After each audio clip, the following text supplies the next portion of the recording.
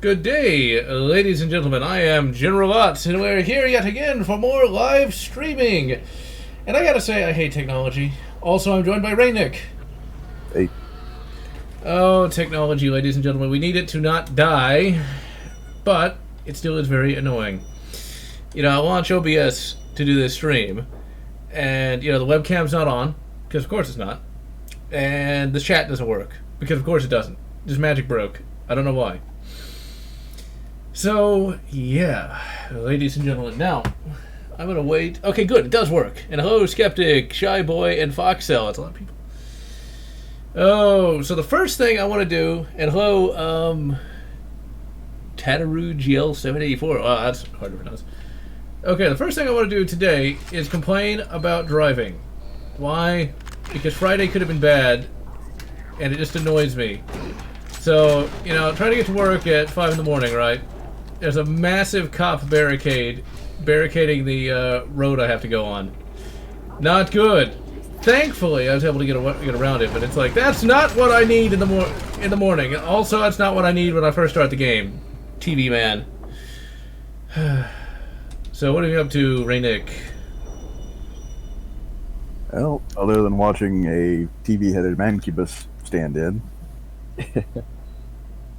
mostly been doing a lot of personal work. Been repairing quite a few paintball markers. Well, that's a lot more entertaining than sitting around inputting data, I'll tell you that. It's about the same, really. Other than that, I've just been editing Rogue Squadron 2, ladies and gentlemen. That's coming out next week. And by God, is that taking forever. And there's not even that much game footage. The game really isn't that long if you know what you're doing. Okay, now I know TV Man is here. Hey, tell Pepsi Man I'd see him in hell. That's the best I got after being up since 5 in the morning. Fucking TV guy. The only way they could make it any creepier is they decided to put Max Headroom on the TV.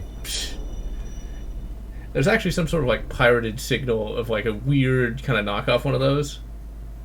Yeah, it happened when I was a kid. So I saw that live. That was strange. It's like before SCP became, you know, SJWP. It sounds like an SCP kind of thing. Michelle thinks she might know who did that particular signal hack. Well, that's both cool, and do you really want to know somebody that nutty though? Well, it's signal hacking. It's a small community, so. Okay, and he's gonna teleport in. I'll use my slow-mo ripoff and blast him with that. Okay, it's probably gonna wear off as soon. Actually, I should probably reload, and I don't have anything. I'll just waste another one of these. I couldn't imagine that particular community was that big. Crap. Give me something to shoot him. That's something. And yes, text on Dark Forces 2 is still up. Shit. Okay, there we go. And this is only medium. And yes, Dark, yeah. I already got some footage for that. By God, it took me forever to get that thing working, though. Yeah, it does not emulate well. I think that's one of the reasons why Dark Forces 1 and 2 aren't held in quite as high regard as Jedi Academy and Jedi Knight 2 are. I mean, if you can't play it, you can't play it. Well, also, go on. Go ahead. I was gonna say, it's also really, really hot. It's been like over 100 for the past like 3 days. Oh yeah, it's been multiple showers per day season here. Yeah, it hasn't rained, but it's been really... Oh, I mean, you're going to have to hit the showers multiple times. Oh, yeah, that's true. It's one of the things. I'm so happy my car has air conditioning. For at least 5 years, I drove around in a car with no air conditioning, and only one window worked. Yeah, that was fun. A lot of fun. But yeah, Dark Forces 1 and 2. You know, Dark Forces 1 I reviewed way back 2010. There was no GOG release. there was no, shall we say, informal way to really acquire that game back then that I knew of. So I literally used my original disc through DOSBox and got the files off of that. I mean, that is some true, you know, hardcore computing. Right there. And thankfully, Disney realized that, you know, reselling the game's actually a smart idea. Let's not be stupid about it. Let's just pretend they didn't exist and put them up on GOG and Steam. I'm not surprised. SJWs were like the Kalon, only primitive and really stupid. Instead of... Well, their trolls are really stupid. The leaders are not. And they're not just out there to rip out the imaginary patriarchy. They're out to infect everything. They're more like the Tyranids. You know, speaking of that, I kind of want to reread New Jedi Order and see if I actually enjoy it more now, or enjoy it less. Because going through the Rogue Squadron series, or the X-Wing series, as it's officially known as, it's like, you know, that's what Star Wars could have been. That's what it could have been, ladies and gentlemen. Instead, it's not. Instead, it's just low-rent Marvel, basically. Shit.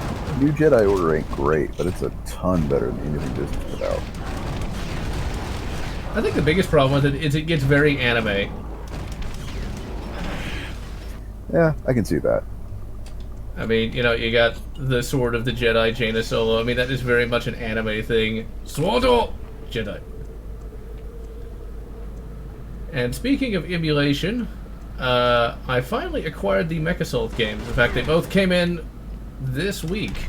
MechAssault, for those who don't know, MechAssault 1 does not play on the Xbox 360.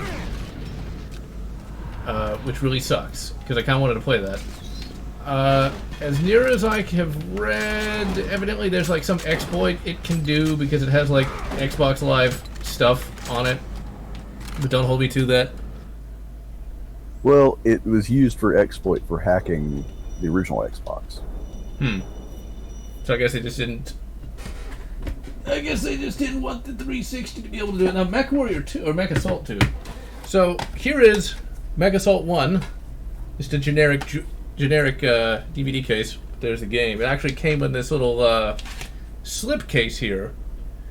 It says here it was not for resale, evidently. So, I don't know too much about the early Xbox days, but I assume this kind of works as like a pack-in title? Yeah, that was a pack-in for a later release. That version cannot be used for the exploit, but that's okay. There's quite a few games which can be used to exploit for hacking the original Xbox.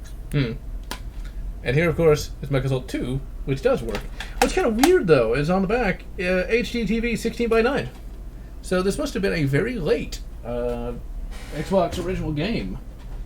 Yeah, it was about right before 2006, which is really nearing the end of life for the system. Both great games, both completely non-canon. Which is kind of interesting just because mech Battletech is something that not too many people really even know about, so they wouldn't know if it was canon or not. Because, like, I've read a grand total of one of the books, which was actually pretty good. Decision at Thunder Rift. The writing was surprisingly... Holy crap, that's a Revenant. Not a Revenant, Archwell, what am I saying? I'm blaming 5 o'clock in the morning. I'm a big fan of the clans. The book Blood Name is actually really good. It's the story of Aiden Pride. Blood Names. Hey, I need to write that down. Yeah, fuck it, just remind me. That's no worries. I'm kind of busy killing demons. I don't even know where my phone is at the moment. Let's see. Sort of, Rowan. Before Day One Studios bit the green burrito, they were actually working on their own pseudo MechAssault called Days of Thunder. Sadly, it went nowhere, and there's no way you can get it these days. The only way you could have gotten it is if you were in beta on Steam, in which case it's in your library forever, but there's almost no real way to play it. Which kind of sucks. It seems like MechWarrior and Battletech in general just does not have good luck with games these days. Well, they have good luck with games. The problem is that FOSSA went out of business right around the time of MechAssault. That was their last hurrah. So it went almost all to Microsoft. Microsoft didn't know what to do with it. So, you know, about that the same time as you got the original MechAssault, you got MechWarrior 4. Some of the staff went on to produce the expansion pack for Mech 4, the standalone expansion pack, Mercenaries. And from there, it's just a case of, you know, boss is gone. You have Smith and Tinker, which thankfully, Smith and Tinker / Harebrained Schemes, which thankfully is doing a pretty good job with it, but don't go expecting to see new Tesla battle pods. Are they not any good? Well, no, the Tesla battle pods. Right now, the closest thing we can expect from that is Mech 5 Mercenaries, and you could make a battle pod run off that, but that's a lot of money. Okay. See, I don't really know hardly anything about that. I just used a battle pod once, back in 2013, so... That would have been a Tesla 3. And as we can see, the frame rate is getting a solid, maybe 15 at this point. Because, like, that fucking TV face, he just tanks so badly. Now, one thing I always found kind of interesting about Doom 3 and this is that you can actually shoot the projectiles out of the air. Like, even the missiles, you can do that. And it's like, that's such a weird concept to me. I think of it as bullet-on-bullet contact. Yeah, but it's like, Doom 1 didn't have that. It's just like, it's a little strange, but it does save your ass on many occasions, though. Loading door. Oh, but yes, ladies and gentlemen. Time travel is an interesting concept. This is something I'm bringing up from earlier in the day. Okay, time paradoxes are so interesting to me. There's something I read many years ago where if you brought Shakespeare's plays and it turned out that Shakespeare didn't write them, then you would have to have an infinite number of plays for him to have, because it would just get progressively more and more ancient as time went along. And eventually he writes Friends. Oh god, no. Now you see the ultimate horror. And the kids that play Apex say Half-Life and Source sucks. And the kids that play Apex don't know what a good shooter is. And this is going to be me being old. Oh god, why am I getting a knock on my door? I'll be back. Be entertained. Are you not entertained? Maybe you should be. As for Apex, it's a battle royale. There's nothing to a battle royale. You don't have to program AI. All you have to do really is stick assets in an environment, give them loose stats, watch as everybody bitches about those stats, try to adjust, watch about the stats again, and repeat the cycle, maybe adding a new map.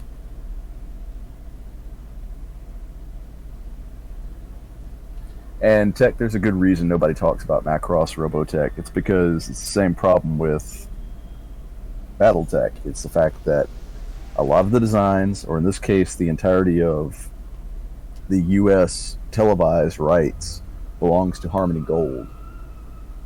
Harmony Gold is not so much a company as they are a firm which sues other people just because, well, that looks like one of the designs we've licensed from Studio Nue. Here's a lawsuit. And they make money that way. Hey, Trot. And Dan, happy birthday. Robotech was okay. Macross is better. Okay. And I have successfully returned. It's not a theory. I assume I In the original died. script, Jar Jar was the Sith Lord. Oh. All I heard was Sith Lord.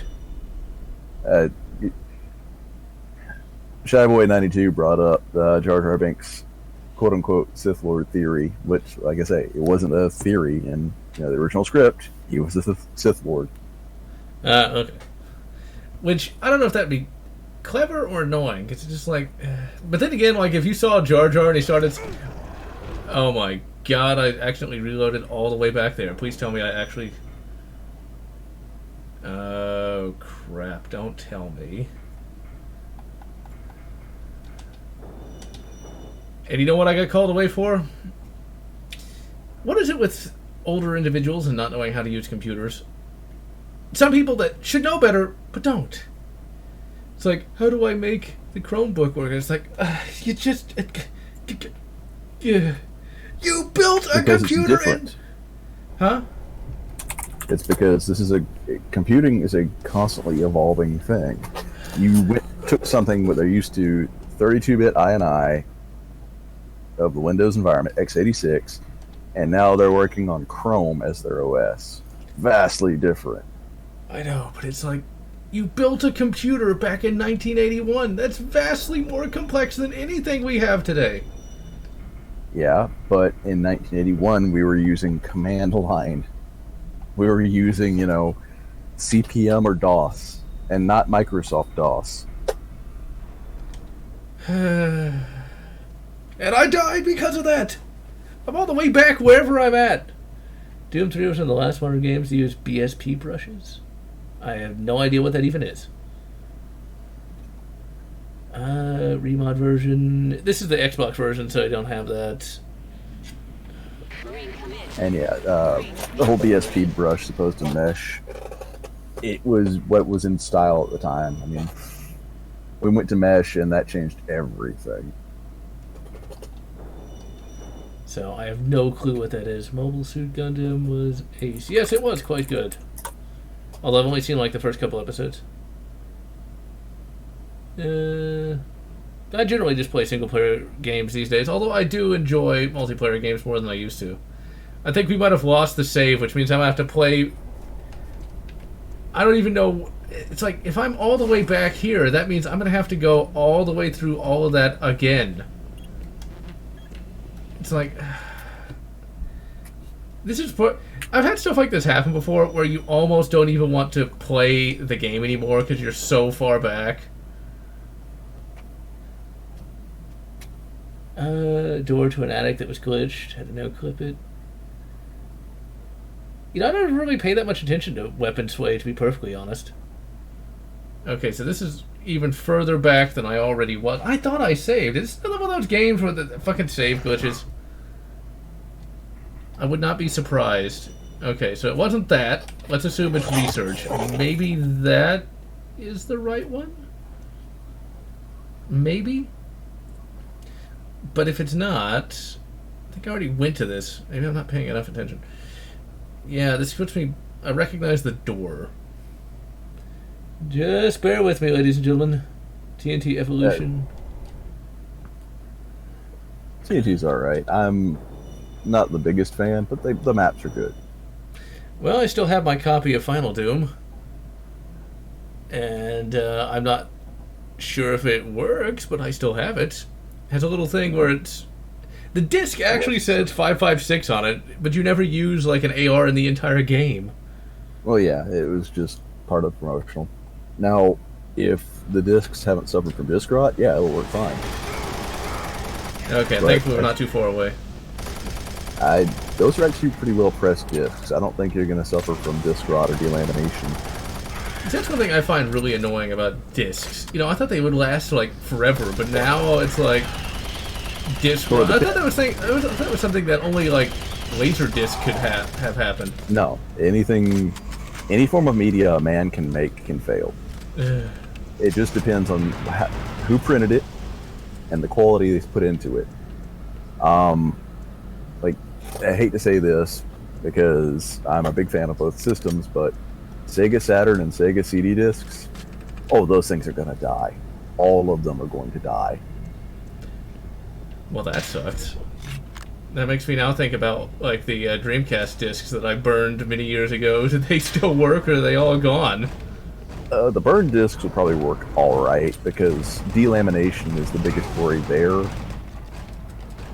But it takes a lot to delaminate burned discs. You pretty much have to expose them to water constantly.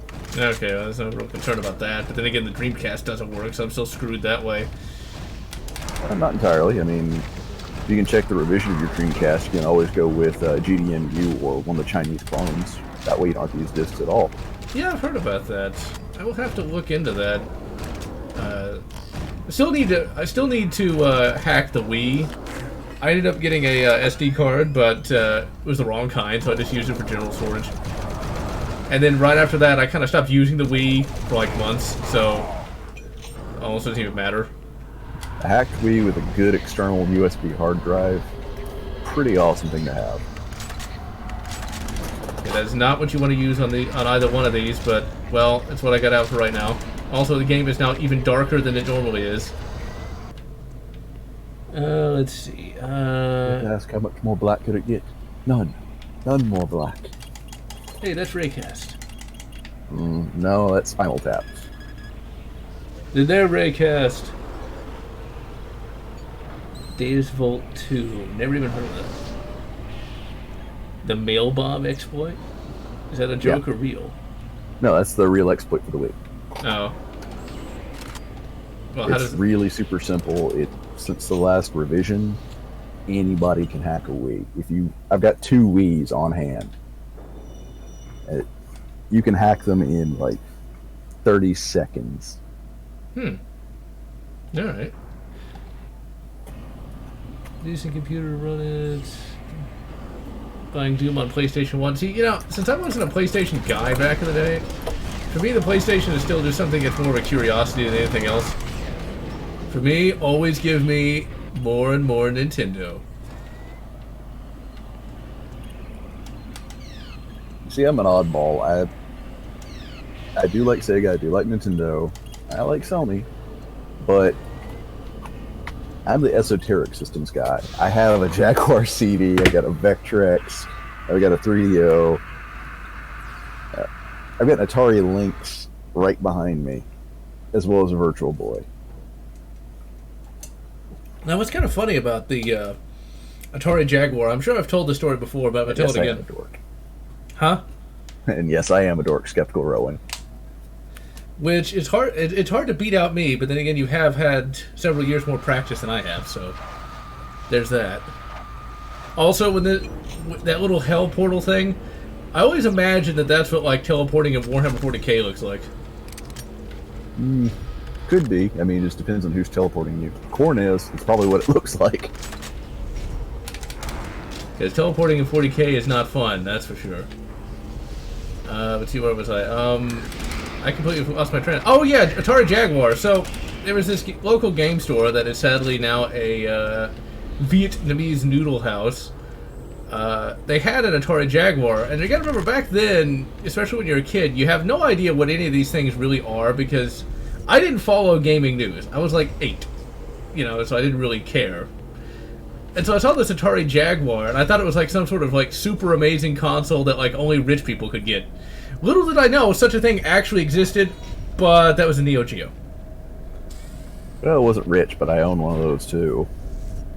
Well, see, like, you actually had to like mow the lawns of like half the state to get that, though. Yep.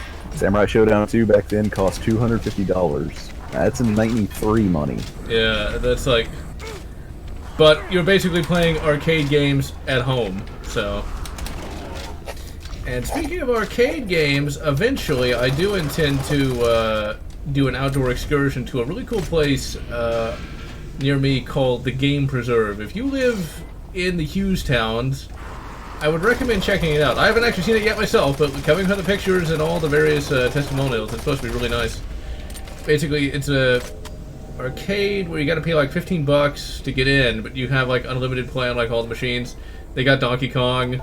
They got a Fix-It Felix Jr. that was a promotional thing for Wreck-It Ralph. So I'm kind of excited to go see that. I'm either going to go this weekend or at some point in the future. I'm not entirely sure when, though. Oh, one of these days I need to take you to Dallas to show you a free play arcade and my favorite, the National Video Game Museum. Yeah, eventually I'm going to go see that. I'm not sure when I'm going to do that, though. And Tech, to answer your question, how do you hack a console? Well, there's 2 ways you can do it. Easiest way is if it has inputs or outputs. The harder way is if it doesn't. If it doesn't, you pretty much have to solder leads to every chip and dump the information and go from there. As for a Saturn port of Half-Life, couldn't be done. The closest we got was Lobotomy Software's really, really awesome port of Quake. Yeah, I can imagine that a Saturn could run something like that. Well, unless like you could really take advantage of like, I think, didn't the Saturn have like 3 different processors? Yeah, but here's the thing: DSP-1 and DSP-2 require some serious programming chops to get them to work together at the same sync. That's why you don't see a lot of transparency in Saturn games, because it's Herculean effort to get that to happen. For like, you could make a game similar to Half-Life on the Saturn, but you'd have to completely redo the levels to take advantage of culling and of render distance. And even then, you're really pushing that system to its absolute bleeding edge, because the PlayStation couldn't do it. I think the PlayStation was kind of weak, though. From what? No, not at all. It was just the PlayStation and Saturn. Neither one were weak for their time of release. They're actually quite powerful, but you got to understand, Saturn, its quirks is the fact you've got to work with DSP-1 and DSP-2, and it doesn't render in tries; it renders in quads. And then you have the PlayStation, which has very, very low RAM, hence why the 2D games on it compared to the Saturn are inferior. And it does render in tries.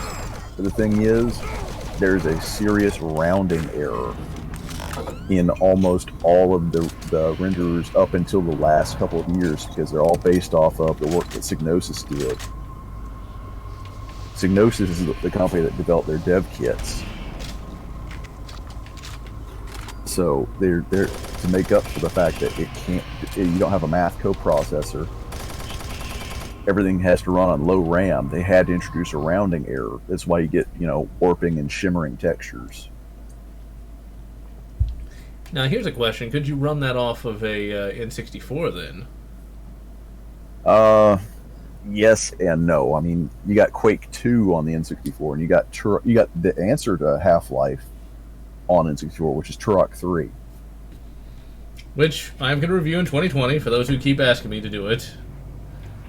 That's a 2020 release.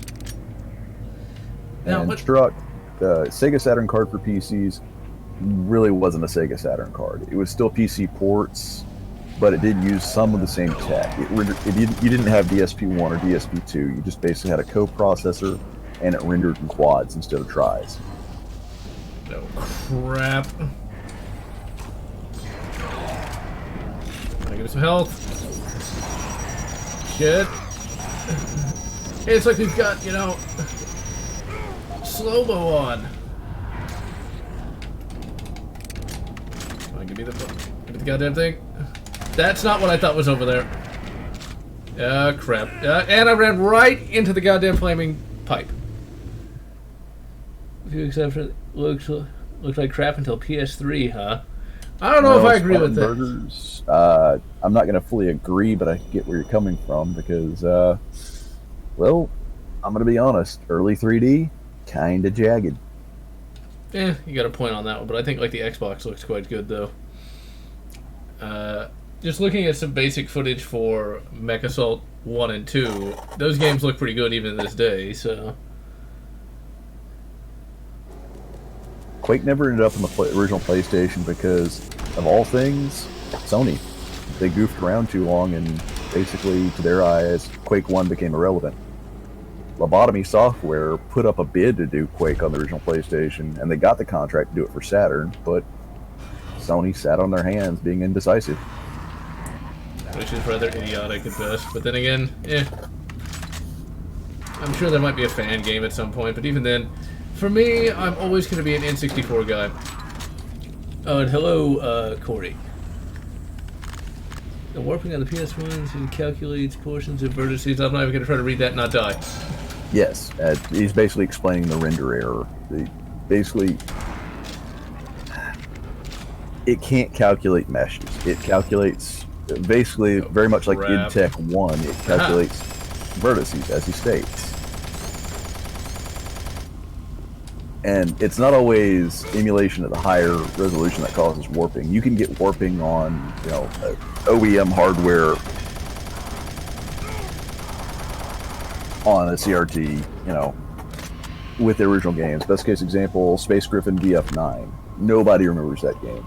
It was actually pretty good, but Oh boy, the warping is real. Yes, you're right. I haven't heard of that game. I would be more shocked if you did. Sigil, I have not had a chance to play that yet because I keep forgetting it exists. And I don't think I'm going to like it just because it's the hell maps, and I never particularly liked hell maps. So, that's just me. Let's see. Early 3D graphics kind of... Well, you know, some early 3D graphics aren't particularly bad. Spyro still looks okay, and Croc looks better than it probably should. Croc, I found really... Racing. Am I going? Virtua Racing. The arcade version. Oh. I was going to say, like, the PS1 version doesn't look that great. And, yeah, you know... No PS1 version. Wait, what? There's no PS1 version of Virtua Racing. Then what am I thinking of?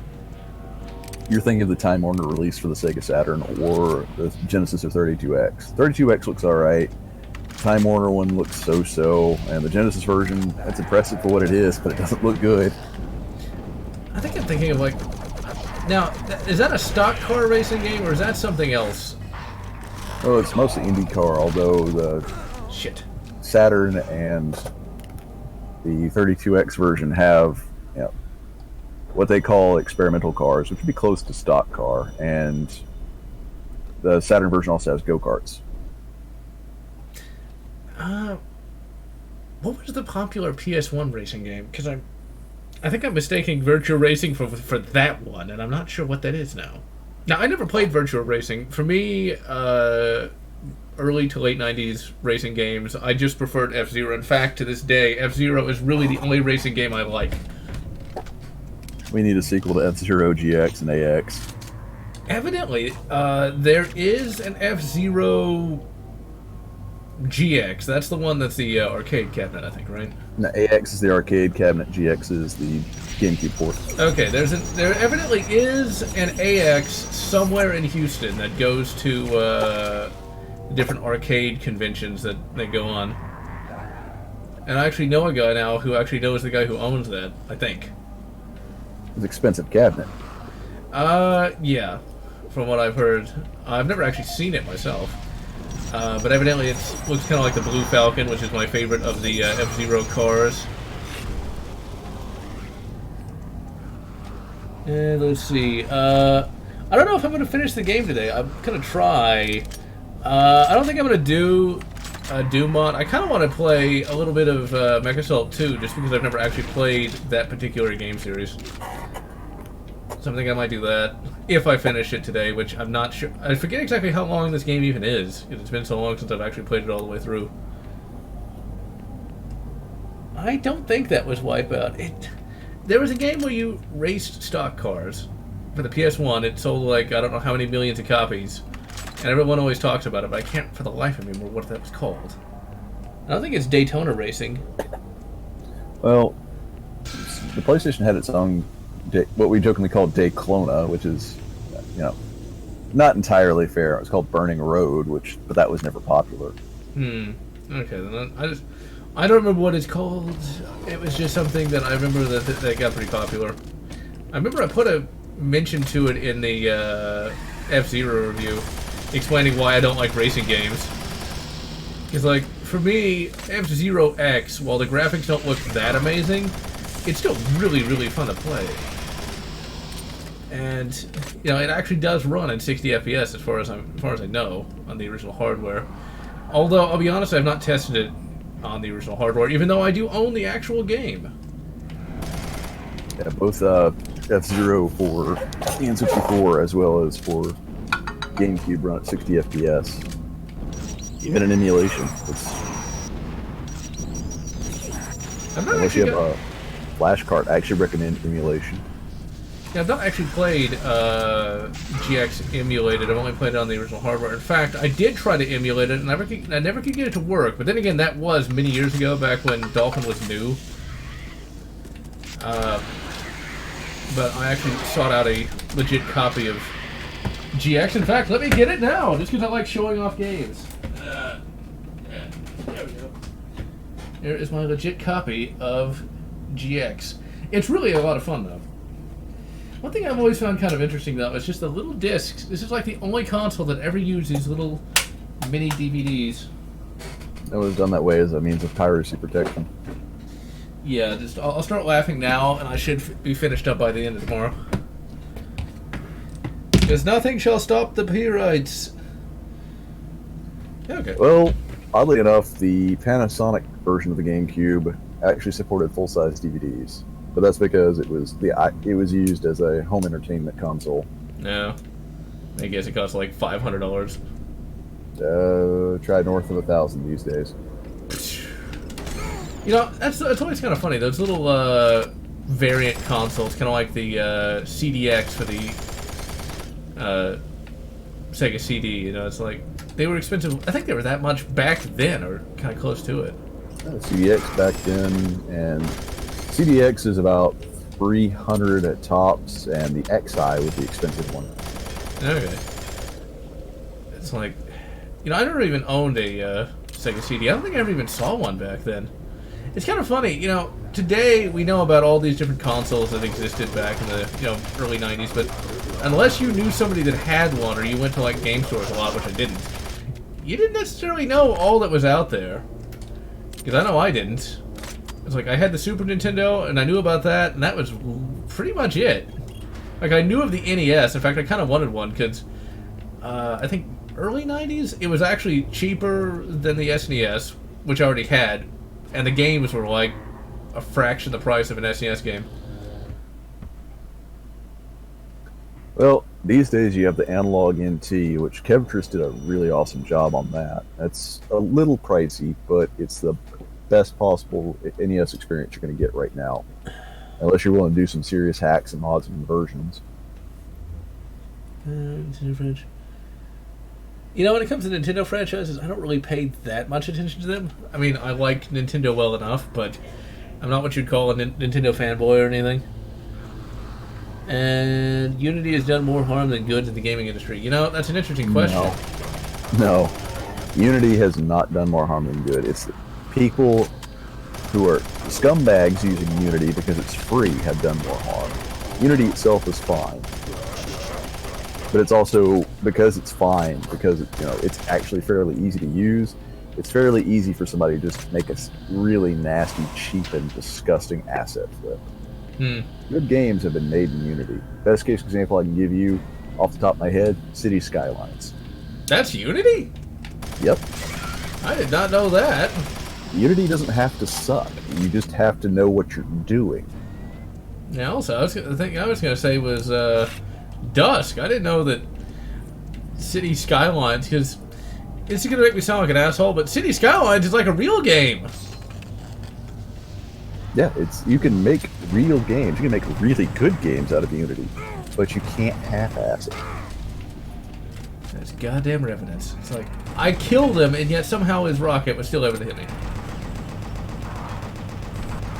That was one thing I really liked about Halo First Strike. Like, they're getting plasma shot at them. They blow up the ship, and then the plasma stops moving because the magnetic containment is gone because the ship just got blown up. Let's see. Yes, Dusk was made in Unity. Unity, easier to use. You know, I don't really know much about game engines. The only game engine I ever used was RPG Maker, and that was it. And Splattenburgers, with any engine you choose to use, you're going to have to use third-party programs. There's no ifs, no ands, no buts. I can spend $15,000 on a UE license for commercial use, which I won't do because I don't like Sweeney Tim. I can spend for a license for Unity Pro, which I might consider doing. But at the end of the day, I've still got to use Blender. I've still got to use, Photoshop and all that to make my assets.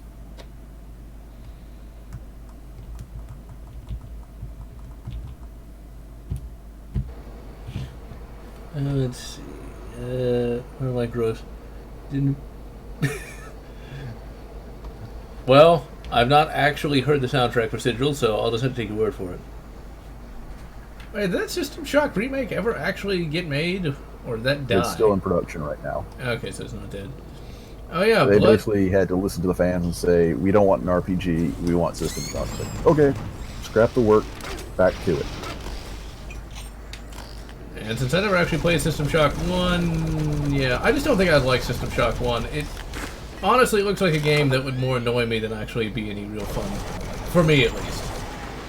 One of the things I do intend to start doing, or at least I'm going to try, depending on, you know, the game and how much time it is, I might try to start having more cameos of people who actually, you know, like the game that I don't like, and get, like, a second opinion. Because there are games that I don't like that are still fairly popular. You know, Rogue Squadron has 2 different opinions that actually like it, whereas I'm the only one who doesn't really. And, you know, it gives a better overview of the game. Because I've noticed that there's a lot of reviewers who will say a game is bad, and I've actually played it and I really liked it, but it really just comes down to them personally disliking the game.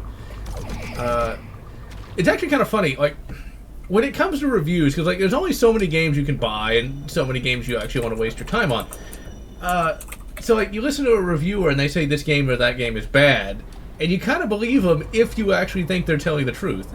I think the biggest case in point is the Zero Punctuation guy, the guy with the hat, wrote a book named after a board game. Was it? I can't remember. Croshaw. Yeah, there you go. There's a lot of games he doesn't like that I've played that are, like, really, really good. It's like, wait a minute. I could have been playing this all along, and yet I believed him. Yeah, it's because he gets paid for outrage.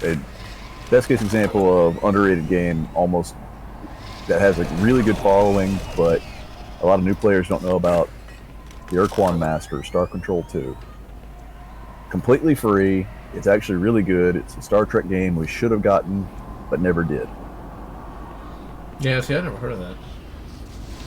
As for game engines, I would honestly say forget UE4. I would go with what's known as Godot, or Godot, really. It's completely free, open source, MIT licensed game engine, which is just as powerful as UE4, just as easy to use. Yeah, oh, yeah, I do know what that is. I looked that up a while back. You see, my dream FPS is basically a modern-day version of Dark Forces. And it's not so much the first-person shooting gameplay I want to create, it's the story. You know, like, it's going to sound assholey yet again, but, like, anyone can create a Doom clone, because there's a lot of Doom clones actually being made that look pretty good. But there hasn't been an attempt to create an actual narrative like they had in Dark Forces. It's like, we need a new Kyle Katarn, you know? We need a new Jan Ors. We need a overarching plot with characters and things of that nature. And I understand that's a lot harder to make, you know, because you need voice acting. Your only restriction right there is writing, proofreading, and voice acting. Yeah, so it's like... Voice acting can be taken care of if you've got the right studio equipment and you've got friends on hand who are halfway decent and can be coached. Writing, that's the hard part.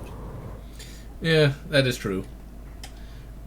It's kind of interesting just to see what Dark Forces was doing in 1995 when it came out. I mean, you know, at that time... And it's not that Dark Forces has, like, the greatest plot ever, but the fact that it even has a character is pretty...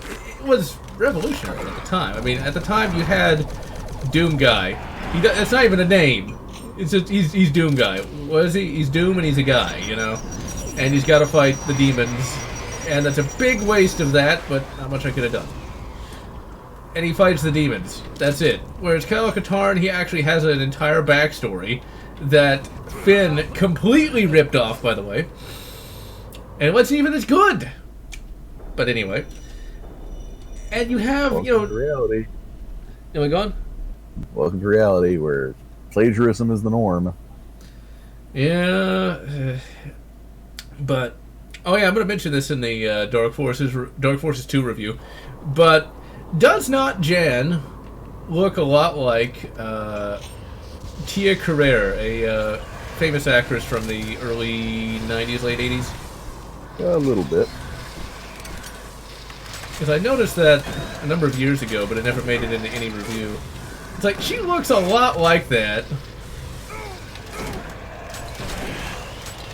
Especially in Dark Forces 1, when she's just a still image and not, you know, an actress.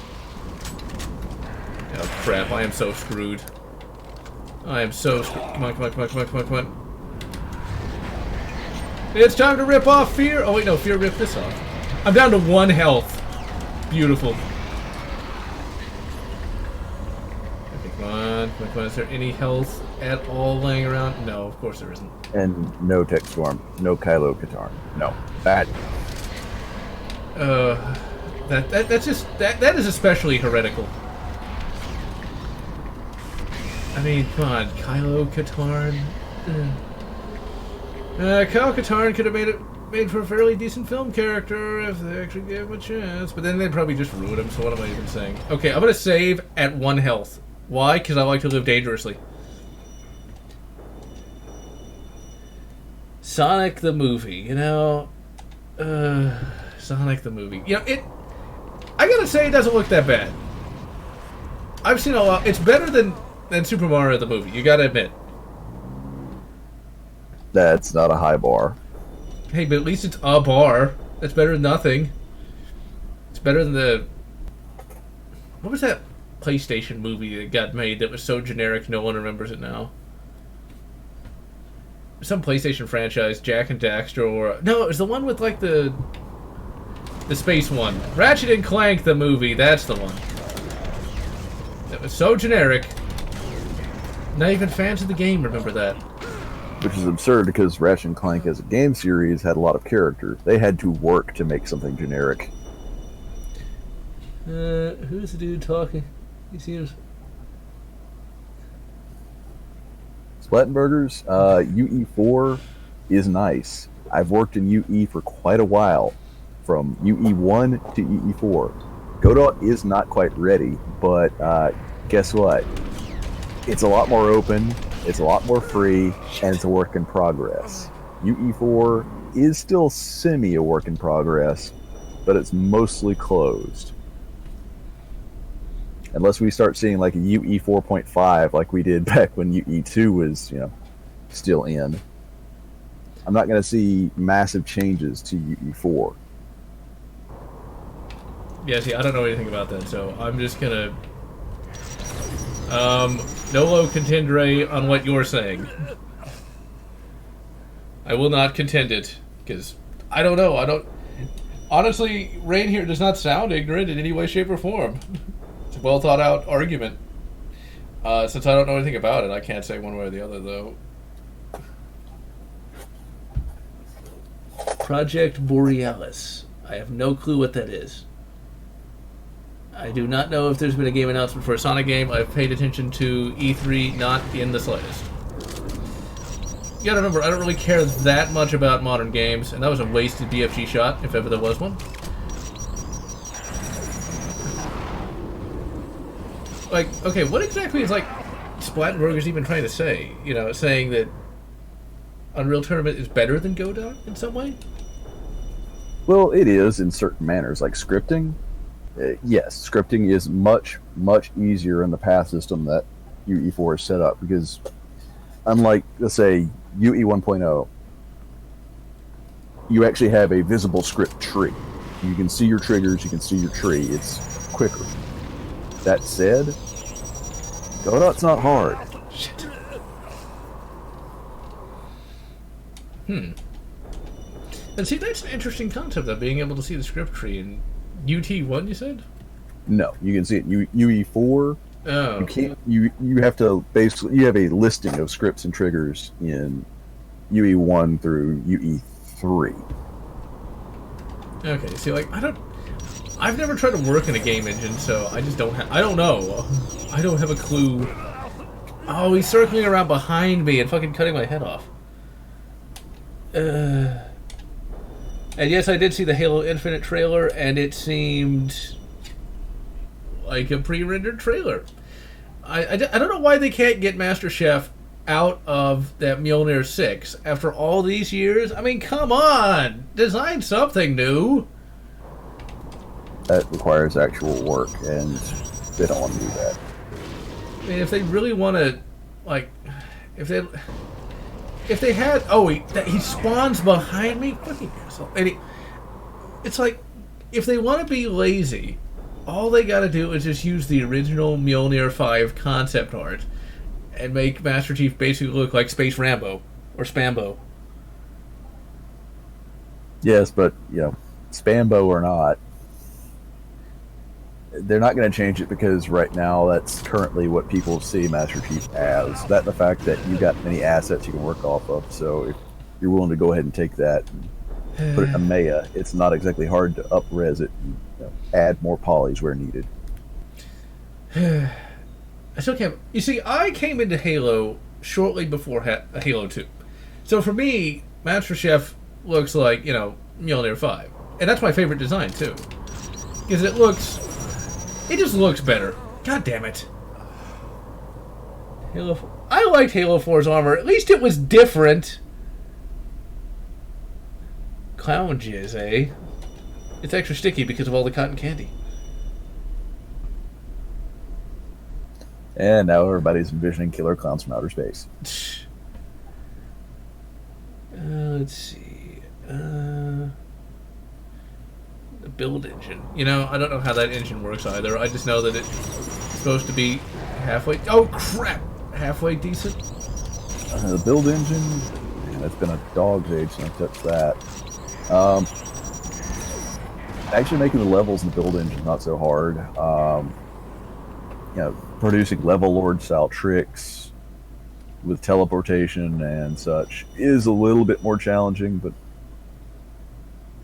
honestly, unless you plan on really, making a passion project, there's almost no reason to go build engine. Now, if you're big on the passion projects, if Duke, Shadow Warrior, and Blood really float your boat, you have my support. You have, you got a good salute from me. But it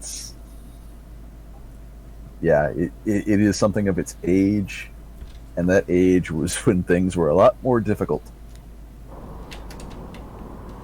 Which means all the various programmers from that age can barely use a modern engine because for whatever reason somebody who built a computer in 1981 cannot use a fucking Chrome. Anyway, moving on. It depends. I mean, how deep are you in this? If you're huevos deep into computing, you'll be fine.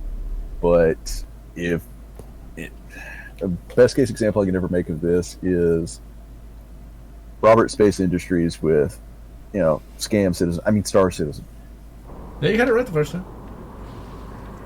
Roberts was out of the industry on a bad note, and that was because he abandoned his last project when it was 3 years and several $1 million over budget. And he's not touched, anything until 2012 when he decided, hey, let's hire some artists and let's make some assets for this quote-unquote game. And nobody ever told him about feature creep, and nobody ever told him about engine choices. Definitely nobody told him about netcode. Constantly switching engines is something that's killed so many goddamn games, it's not even funny. But when it comes to Star Citizen, oh, that was something so hilarious. I knew somebody who spent, I don't know how many hundreds of dollars on that to the point where they had the little Star Citizen card. It's like, by the time you get the game, will it even have been worth all the money you've just sunk into it?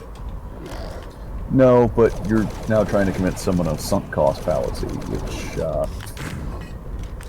that is shit akin to trying to roll a massive snowball uphill in hell. Doable, not likely, but doable. This was also the person that, spent a lot of money, so much money on an Ouya that they had personalized controllers. Yeah. I can't knock that too hard because I bought a Mad Catz Mojo, which is the superior Ouya, but I also got it at a good price.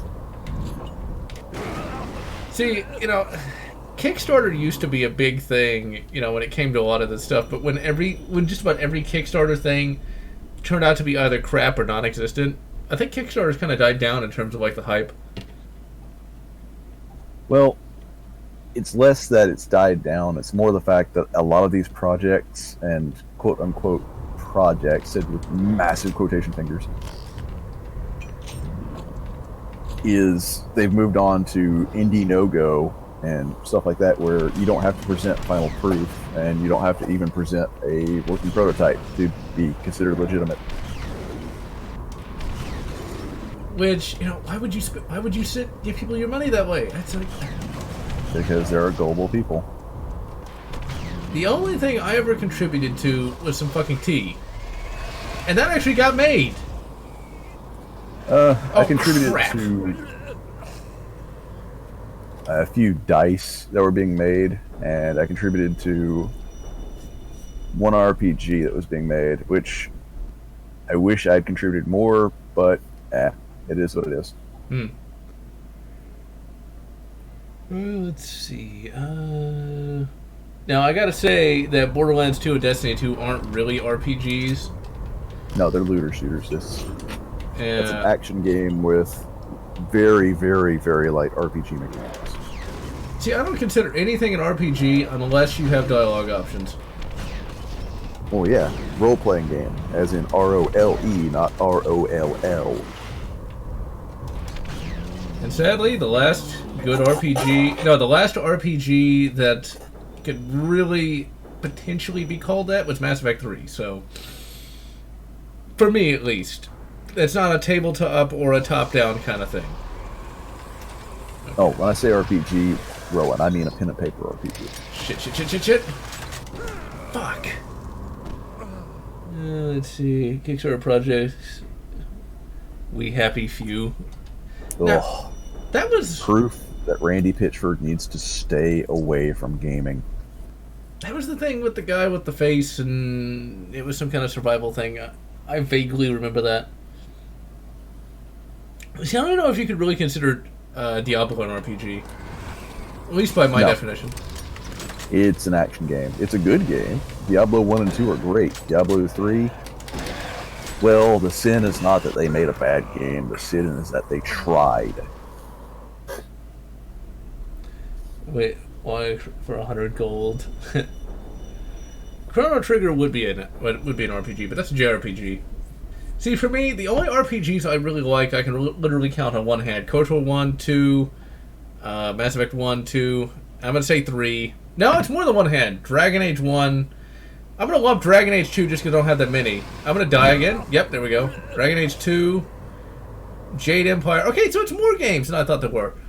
Fallout 3, and New Vegas. So it's a grand total of 10 RPGs that I like. Actually, no, it's 12. Oblivion and Skyrim. Although you're kind of on the edge when you say Oblivion and Skyrim, though, because they're not RPG enough for my taste. So it's about 10 games, and the RPG genre is actually still my favorite genre. And Splatburgers, there's multiple theories to why the demons in Doom have near human or human-like tech. The quickest and dirtiest one is UAC's been doing this for a while and getting a little crazy with the cheese whiz. Though I kind of have one semi-theory, and I'd really call it more of a hypothesis than a theory, is the fact that if this really is hell, as above, so below, would it not make sense that they advance as we do?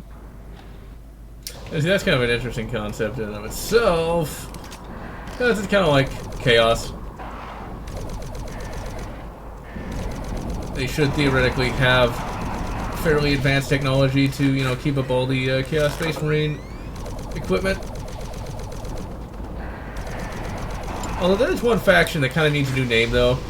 That's a lot of Mancubi there. That's a lot of them. That's looking like a male feminist meeting.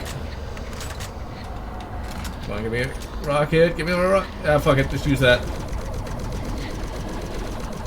Well, no, because while the Mancubi may be disgusting, fat, angry, atrocious demons, their personal hygiene is better than a male feminist. Yeah, I guess they kind of edge out just a little. New Vegas, Oblivion. You know what I find funny about Oblivion? Just goes to show you how time goes on. I remember I played Star Wars Force of Corruption with someone once. And they kept calling Bosk an Argonian. It's like, when you think about it, that was a long time ago. I don't even know where I'm going with that. It was just something that popped into my head. I blame getting up at 5 in the morning every day. That day I got up even earlier than normal, and I'm glad I did, so I missed that fucking barricade. But anyway, barricades aside. It's kind of interesting to see just the people who actually liked Elder Scrolls before Skyrim, because I often wonder, is Skyrim actually as good as people say it is?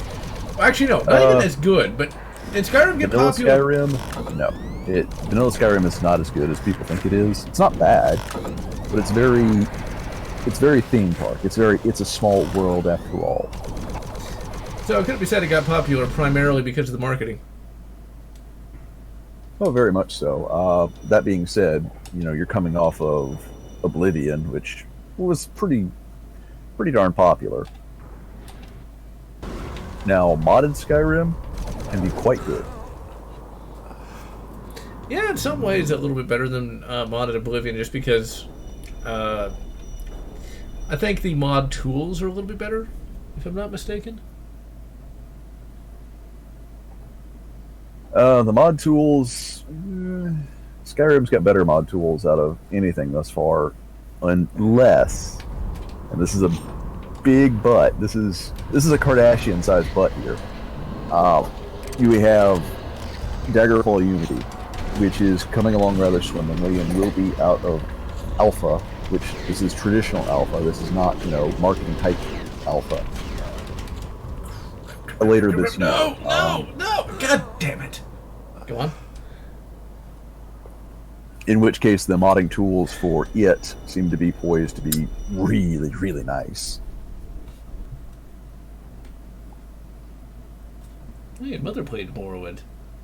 Not bad. Well, you gotta do something.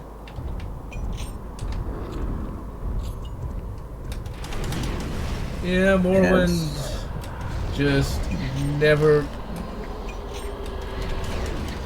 God damn it, not again! It's like, fuck it. One of these days I'll mod it and try it.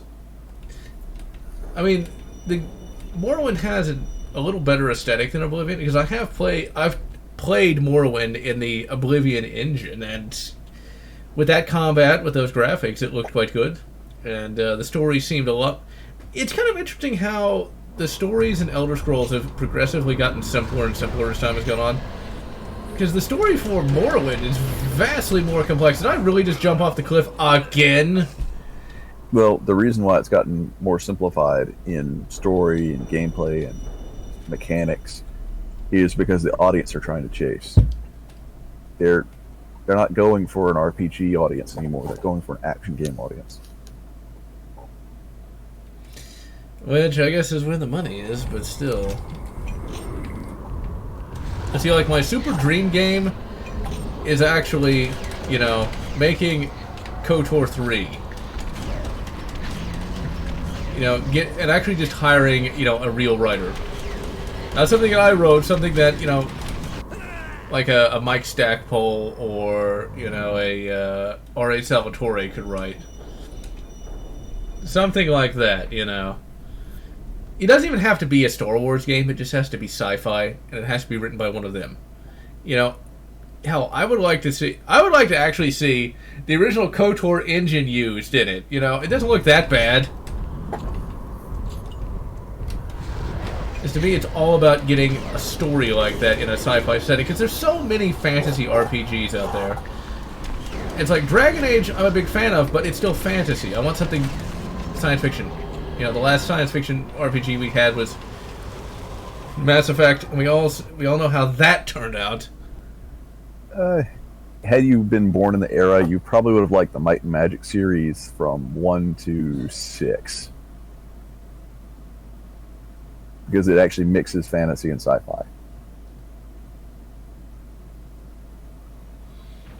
But even then, it'd be kind of like, I want a fucking spaceship. You know? You get those. No, wait. Shit. That one flying skull took me down to 3 health. Now see, this looks like an album cover. Now, I wonder, though, is that like the Titan from Doom 2016? Well, all the games are linked, so very well could be. And Proctor, I can talk while doing this primarily because I've been doing this for over a decade. So, yeah. It's not easy. That's why I keep dying all the time, but yeah. Let's see. Dark Souls. Dark Souls is an excellent game, but it's sadly not really what you'd call an RPG just because it lacks any real dialogue other than yes or no. It's like, I want to know who wrote KOTOR 1. I think it was David Gator, if I'm not mistaken. It's like, if I could hire him to write, you know, Galaxy Wars 1, that would be my dream. But, alas, that is not to be. Really? I hit the A button. I know I did. You know, when it comes to Dark Souls, I can see why people hate it, but it's really not that hard. I mean, Donkey Kong Country is way harder than that. It's like, well, to be fair, Donkey Kong Country, trying to 100% that game, is really freaking hard. Just getting through a level is hard. I cannot tell you how many times it took me to beat the first minecart level. It's like, my God, you fuck up at all, and you're dead. It's like, well, you're also playing at a disadvantage. You're playing on an LCD monitor as opposed to a CRT. Display and input lag are a thing.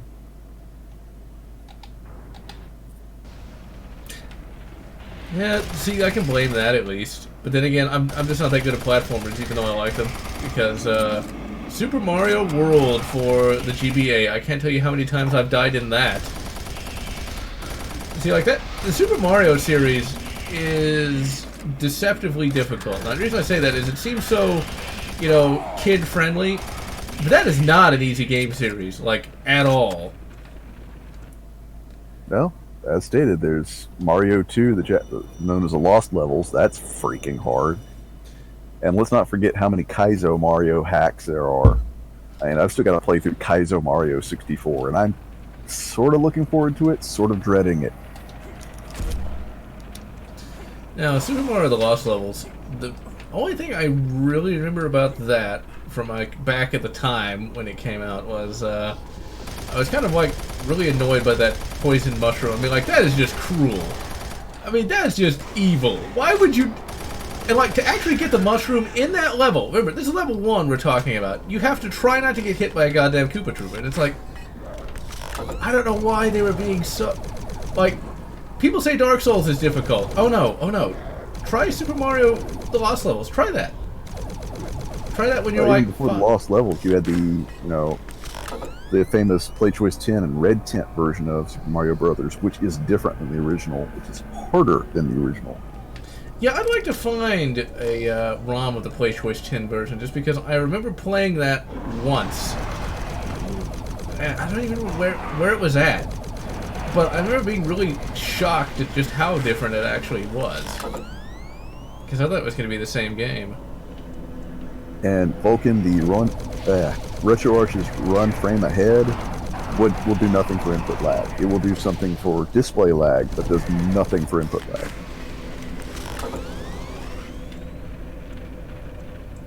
Donkey Kong Country, 1994. Most of you watching weren't even born yet. It's like, my God. I remember getting that for... I remember I got it in November. I got it a little early for that year for some reason, although I don't entirely know why. And, like, that was, like... Playing that when that came out... See, that's one of the things about going back to retro games today. It's like, you kind of not... You don't really get the impact that you would have got being there at the time. Because Donkey Kong Country was just such a massive leap forward in what anyone had really experienced at that time. Now, I, being a kid, didn't really get the full effect of that. But even I was extraordinarily impressed. Just about everybody was really impressed by those graphics, though. It's like no one had really ever seen anything quite like that before. They got their money's worth out of those Silicon Graphics workstations, that's for sure. Which took them a painstaking amount of time to render on those things. Yeah, I mean, I can't imagine. What's also kind of hilarious to me, I think that those workstations, you could basically get the equivalent out of like a cheapo phone now. Yeah. Which is kind of crazy. And I remember Donkey Kong at that time in '94. My mother said that it was apparently $80 back then. Yep. Because I remember buying it. I got my version of Donkey Kong Country the odd way. I actually got it when I was in transit back to Louisiana for a bit, and there was a Blockbuster which was local to me at the time in California, which was closing. So I ended up buying another Super NES plus that with the same price I would have gotten a new copy of Donkey Kong Country, and because they were closing that. So I've got its rental case, a multi-tap, and 4 controllers in its original Blockbuster case. Wow, that is quite cool. I'm quite jealous of that, actually. Renting consoles. That's a thing you can't do anymore. See, like, you used to be able to do that. So you could actually try it out before you bought it. Okay, let me get out the BFG, because I think we fight Betruger now. I think I will have time to go and play a little bit of MechAssault 2. And Turok, what's funny about the Super FX chip, it's not actually that impressive of a chip. It's just a frame buffer. It doesn't unlock hidden potential or anything like that. It's just a frame buffer to take some load off of the main CPU in terms of cycles. Actually, I did not know that. What did you hope to accomplish by coming here? Vulcan, really, in the US, the first Megami Tensei series introduction to the US was Persona on the original PlayStation. I mean, the closest I can say before that was there was the Megami Tensei anime, which was brought in by ADV. I knew of it, but back then I was one of those nutters that imported games with translation sheets, but Megami Tensei's translation sheets would have looked like a phone book. Yeah, I would imagine. As for me, I've never played it, and it's a JRPG, and you gotta remember, I'm not a fan of JRPGs, and never really have been, and probably never will be. You know, getting Doom to run on a SNES is gotta be... I don't know how they did it, honestly, because when you think about it, getting Doom to run on a SNES, more or less could be considered the equivalent of getting Half-Life to run on a Sega Saturn, in some respects. They did it by really, really ratcheting down the frame buffer. It's using the Super FX2 chip, which really is just for streaming data. They lowered the resolution to, oh my god, this is like chunky butter levels of... No, it was still full close to full screen as you get for a SNES. But I mean, the resolution of the individual sprites, the actual assets are really, really low. There's no textured floors or ceilings. I mean, they went all out on this. Williams even put in a higher, clock rate, clock crystal to control the Super FX 2 chip. That's why, if you ever decide, oh, I'm going to make a Star Fox 2 cartridge, don't take apart a Doom cartridge, because you're going to have to replace a clock crystal. I didn't even know that was a thing. Wait, can I try that? If you feel the need, you must make a Star Fox 2 cartridge by burning the EPROMs. As much as I hate to say this, use Vortex or use Stunt Race FX, because those are common games. They made a lot of them. You're not really destroying much. Don't use Doom. Don't use the original Star Fox.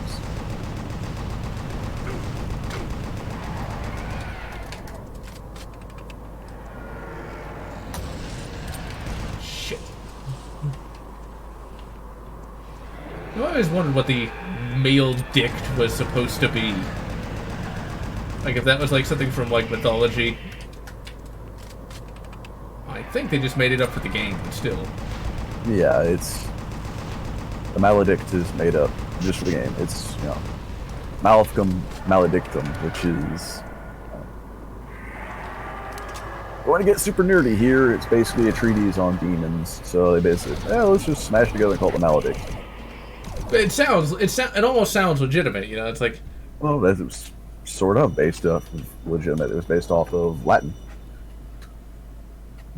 Somebody got Doom to run on an NES. I think that's just like a RetroPie running it. It's not a real thing. Yeah, he's basically using the RetroPie as a quote-unquote cartridge, and he's passing that data through the front-side bus of the NES. It's a cool cheat, but it's a cheat. He's not actually using the hardware. He is using the hardware. He's using the front-side bus and control inputs, but he's not really using the CPU that much of the Nintendo outside of visual display. And even then, it's being overridden.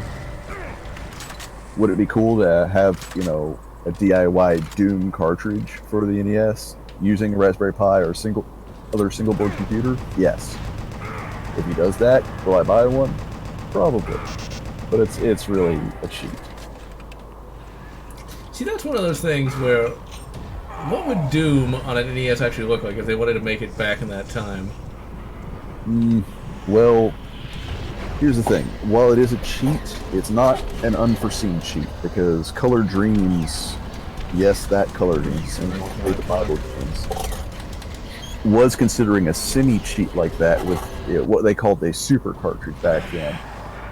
And it was essentially overriding the CPU and main processor bus of the NES. It was supposed to be Hellraiser was their game, which was supposed to be in first person. So it's a cheat that has precedence. Now, here we have the ending of this, which is meant to be...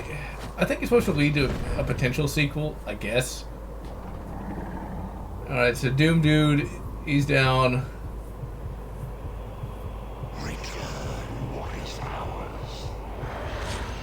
Well, there you go, dude. And somehow that kills him.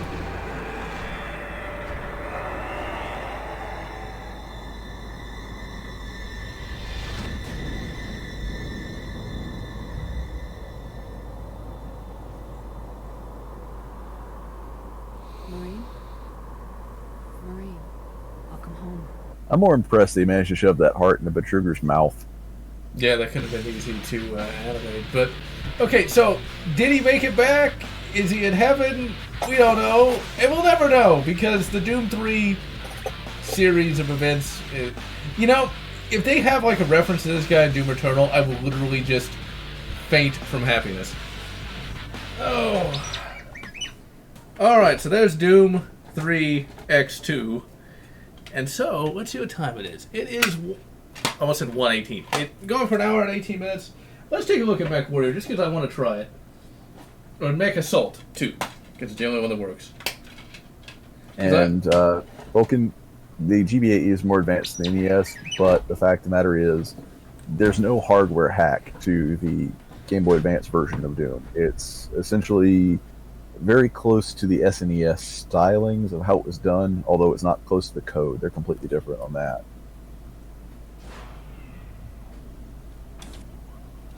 Let's see. I am getting Doom Eternal when it comes out, so, yeah.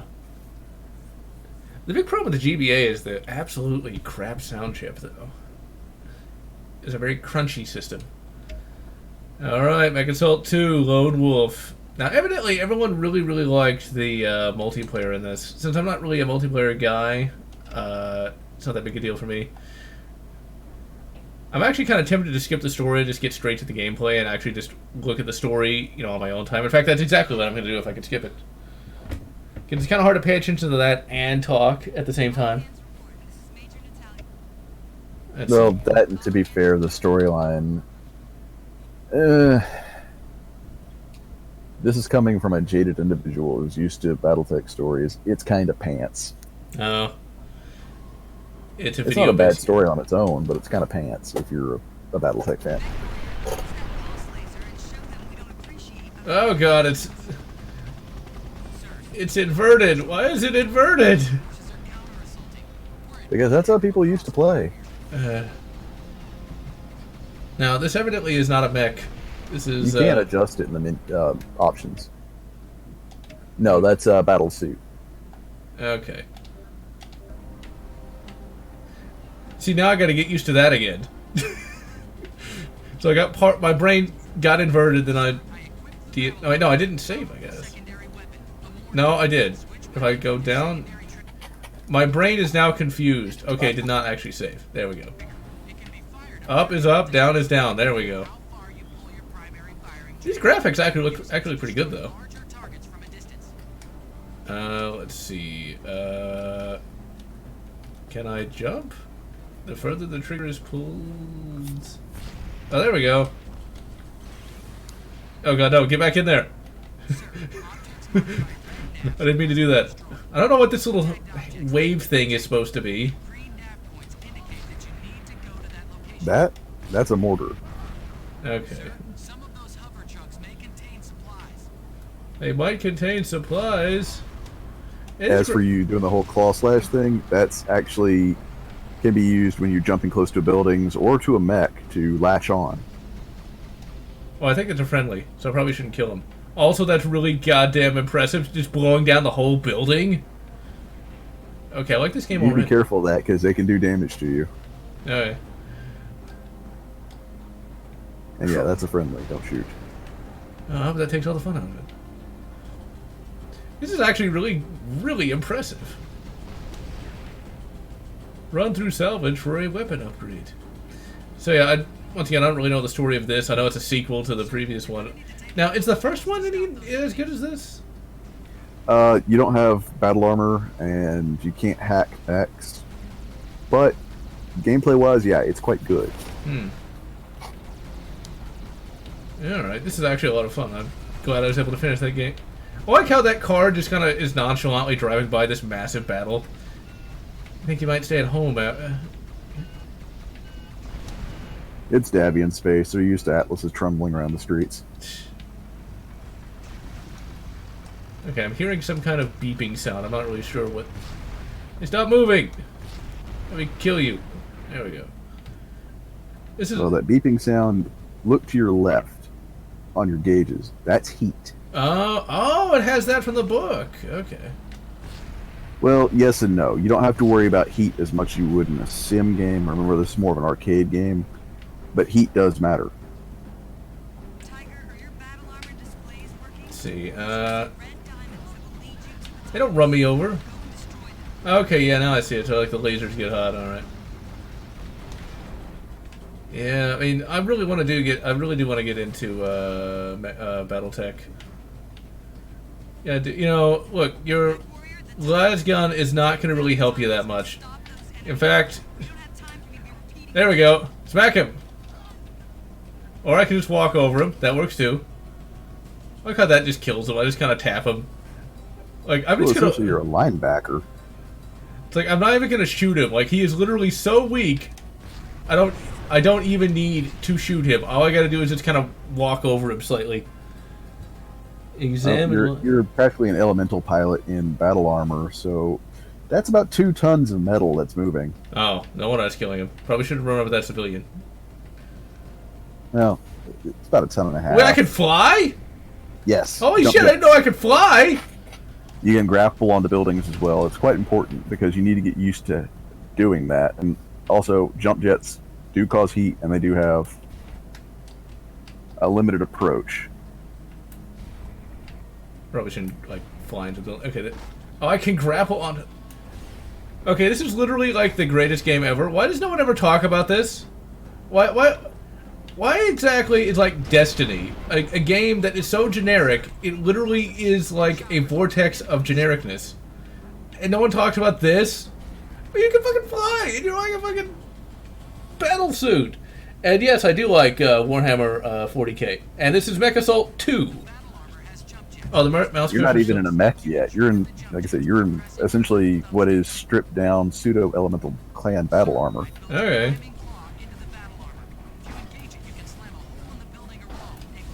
I mean, like, this is like the greatest thing ever, and like, what? Why exactly is this not mentioned like ever?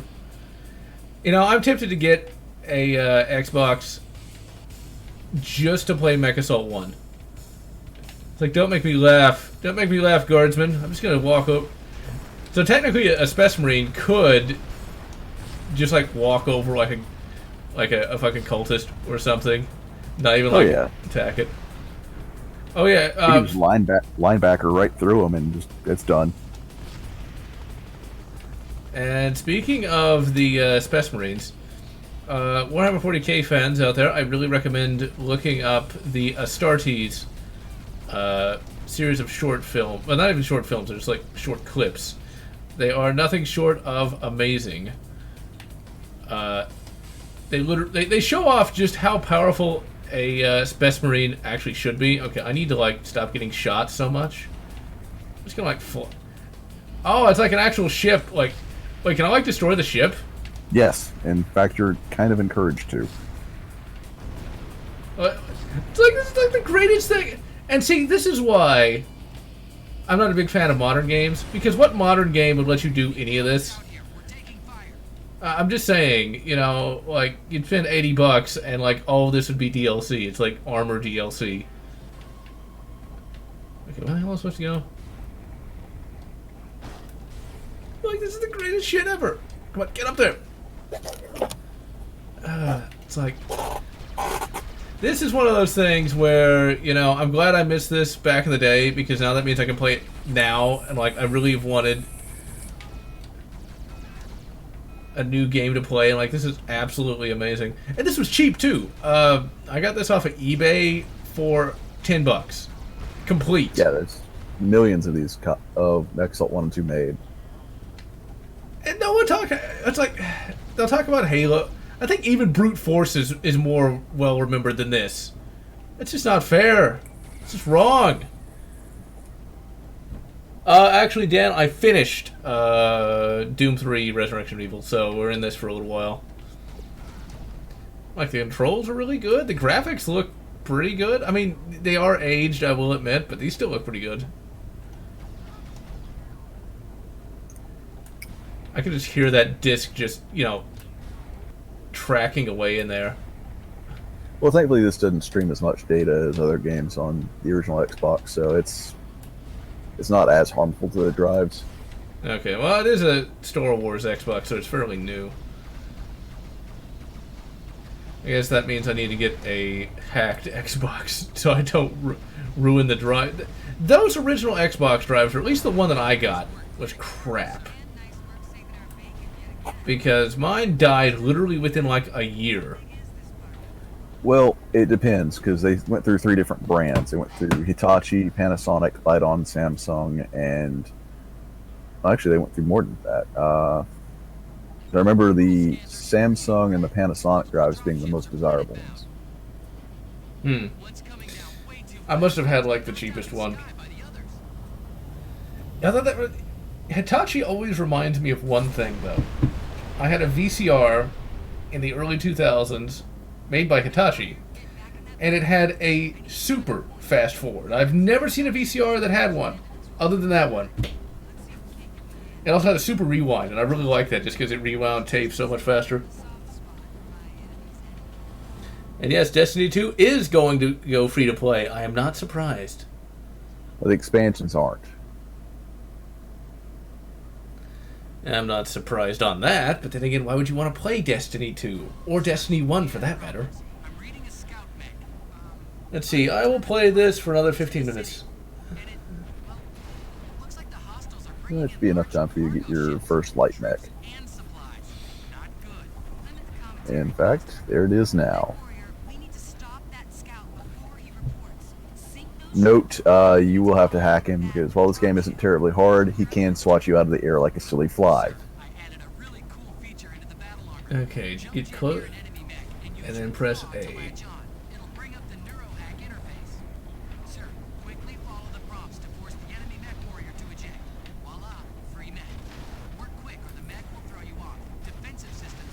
Now, this is where some of the non-canon parts come in, although rule of cool, generally allowed because even though does lead to a QTE, it's a good one. Denied. I was not ready for that. Well, it's your first time seeing it, so. Back here. It actually does nail just how big these goddamn things are, though. Because the books are always going on about how big these things are. You know, it's like. Oh, this is just a light mech. Come on, come on. Got it. A, L, Y, A, R, L, A, X. Sir, now that you've forced the pilot to eject, the mech is yours for the taking. Wanna grab it?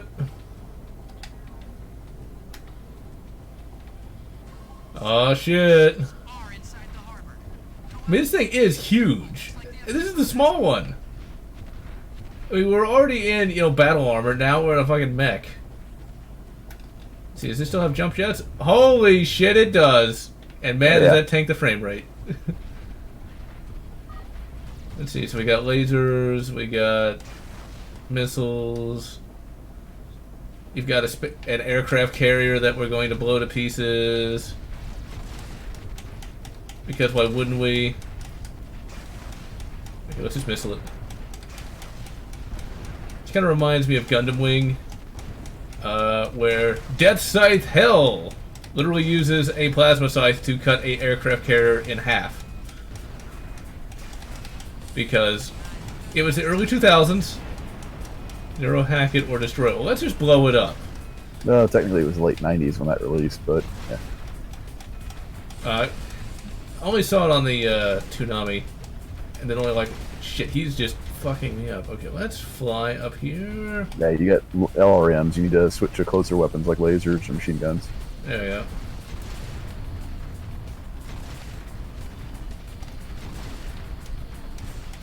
I think I must. Oh, give me the fucking lasers. There we go. These guys actually take a lot of hits too. Yeah, the bunkers to your left actually have health power-ups, or in this case, armor. Yeah, because he's like, damn, this thing actually has a lot of health. Like, you think it was a boss. Nah, it's just light mech versus light mech. The fact that, well, while this isn't like the actual Sims where damage tracks on individual parts, you know, two mechs of the same class generally is going to be a slugfest. He's raping me against the wall. There we go. Yeah, but I think I'm hurting him more than he's hurting me, so. Yeah, there we go. Yeah, fuck you, dude. And don't be next to an explosion. You don't want to be in face-to-face contact with that. Yeah, that's probably a bad idea. So I think it's supposed to be like nuclear powered or something. They're basically fission engines. So yeah, it's not, you don't get nuclear fallout from it, but it is a small nuclear blast. I didn't really need to use 2 missiles to blow up that tiny little, you know, like sheet metal hut, but it was way cooler. Any max between you and the crash dropship? Oh yeah, the dropships. That is bigger than I envisioned, but I guess those things kind of had to be fairly big. So Ares class dropships are huge. Alright, we're going to finish this level and then call it a day. But I definitely want to, where the fuck did that guy go? If I was more awake, I wouldn't suck this much. There we go. Just fucking missile him. The whole reason for them making you, you gotta stay inside the map, or it will kill you instantly. That's done for a reason. It's because the asset directors and the directors of the games was like, oh, we spent $1,000 in creating this really one cool asset, or we spent, God knows how much money on, getting this one voice actor. We really want you to see it. They don't get the idea of, well, if you're not making an open world game. Let's see, can I hack him? No, you have to have a battle suit for that. Oh, okay. They don't get the fact that if you're making an open world game, there's going to be certain aspects you're not going to see. If you're not making an open world game, you don't have to make it to where everyone has to see every last little piece that you created. They're stuck with a Hollywood mentality of, oh, we spent X amount of dollars, we're going to get our money's worth. I still kind of want to play Spider-Man PS4 because it does look like there's a decent amount of freedom and a story that's actually pretty good. If I die, I will just call it a stream because I'm going to blame it on being tired. Because I'm pretty sure he's going to kill me. Yep, there we go. No, wait, can I get out of that? No, I can't get out of that. Well, thus ended my MechAssault career. Gotta say, I definitely intend to do more MechAssault at some point in the future. If you haven't played it, I highly recommend getting it. I got this entire complete copy for $10. Very much worth it. Alright, ladies and gentlemen. And so, I am General Lotz, and I'm going to wish you good MechAssault and raid. Good Mech Warrior 4. Whatever makes you happy.